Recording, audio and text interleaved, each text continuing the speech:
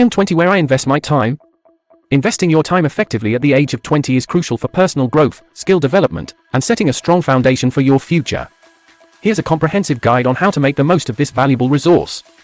Education, skill development, work and internships, networking, health and fitness, mental health, hobbies and passions, reading, financial literacy, travel and exploration, set goals, time management, experiment and take risks, stay informed, relationships, self-reflection, digital skills, entrepreneurship, environmental awareness, cultural appreciation, set boundaries, adaptability, plan for the future, document your journey, mentorship, digital detox, gratitude, sustainability, digital footprint, communication skills, healthcare and checkups, mentally stimulating activities, financial management, time for relaxation, goal evaluation, philanthropy, emotional intelligence, traveling responsibly,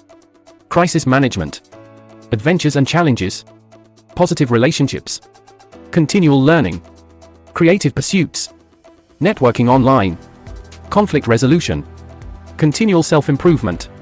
Enjoy the journey.